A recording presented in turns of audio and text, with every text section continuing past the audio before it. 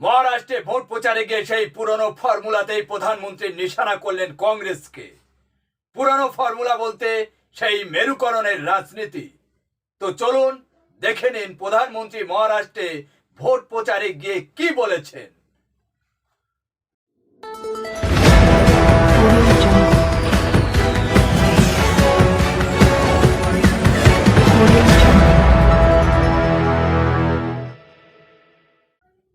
সবাইকে শুভেচ্ছা ও ভালোবাসা জানিয়ে আমি আফতাব হালদার আজ শুরু করছি দেশের খবর। প্রধানমন্ত্রী বলেন, কাশ্মীরে ৩৭০ ধারা ফিরিয়ে আনতে চাইছে কংগ্রেস ও তাদের সহযোগী দল। উপত্যকার জন্য আলাদা সংবিধান তৈরির ষড়যন্ত্র করছে তারা। ভোটমুখী মহারাষ্ট্রে প্রচারে গিয়ে এমনটাই অভিযোগ করলেন প্রধানমন্ত্রী নরেন্দ্র মোদী। ছত্রপতি সম্ভাজিনগরে বিজেপির জনসভায় তিনি প্রশ্ন ছুড়ে দেন। প্রধানমন্ত্রী বলেন, পাকিস্তানের ভাষায় কথা বলছে কংগ্রেস ও তার সহযোগীরা। মহারাষ্ট্রের মানুষ কি তাদের সমর্থন করবে বলে প্রশ্ন ছোড়েন। একই সঙ্গে মেরুকরণের সেই চেনা ফর্মুলাতেও ফিরছেন মোদী।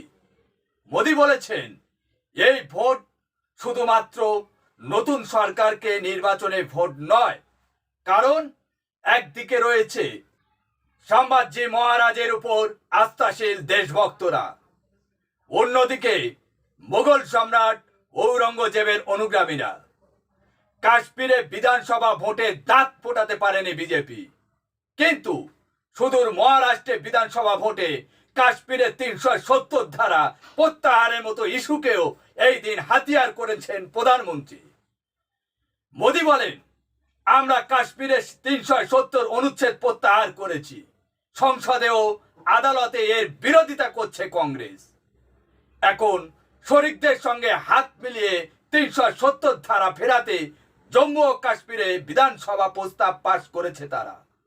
কাশ্মীরের জন্য আলাদা সংবিধান চাইছে কংগ্রেস। হাত শিবিরের সেই ইচ্ছা কোনোদিনও পূরণ হবে না বলে দাবি করেছেন প্রধানমন্ত্রী। কার্যত তিনি চ্যালেঞ্জ ছুড়েছেন। প্রধানমন্ত্রী বলেন, কাশ্মীর ভারতের অবিচ্ছেদ্য অংশ। দেশের প্রতিটি মানুষ চায় কাশ্মীরেও শুধুমাত্র বাবা সাহেব আম্বেদকরের সংবিধান জারি থাকুক। এই দিনও হাত শিবিরকে নিশানা করতে গিয়ে জাতপাতের প্রসঙ্গেও টেনে এনেছেন মোদী। তিনি বলেন, সংরক্ষণ ও মেধা পরম্পর বিরোধী বলে মনে করত কংগ্রেস। তাদের সেই মানসিকতা বিন্দু মাত্র বদলায়নি। তাই অনগ্রসর শ্রেণীর কোনো প্রধানমন্ত্রী হবেন, 10 বছর সেই পদে থাকবেন, সেটা তারা কখনো মেনে নিতে পারছেন না। ওই দিন নাম না করে কংগ্রেসের রাহুল গান্ধীকে নিশানা করেছেন প্রধানমন্ত্রী।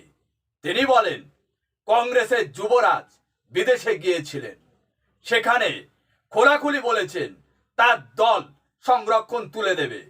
এই পরিকল্পনার অংশ হিসেবে মহারাষ্ট্রে কংগ্রেস ও মহাবিকাশ আঘাড়ি তফসিলি জাতি, উপজাতি, অন্যান্য অনগ্রসর শ্রেণীর কে ছোট ছোট খণ্ডে ভাগ করতে চাইছে। এখন প্রশ্ন হচ্ছে, প্রধানমন্ত্রী জাতপাত প্রসঙ্গ টেনে মহারাষ্ট্রে ভোটে প্রচার করেছেন, তাতে কি আদৌ ফায়দা তুলতে পারবে বিজেপি? এখন লাখ টাকার প্রশ্ন। কারণ বিভিন্ন দল ভাঙিয়ে তারা নেতাদের নিয়ে এসে মহারাষ্ট্রের সরকার চালাচ্ছেন। আদৌ মহারাষ্ট্রের মানুষের সমর্থনে সরকার চলছে না। তাই মহারাষ্ট্রে এনডিএ সরকার আবার আসতে পারবে তো? এখন লাখ টাকার প্রশ্ন। আজ এখানে শেষ করছি।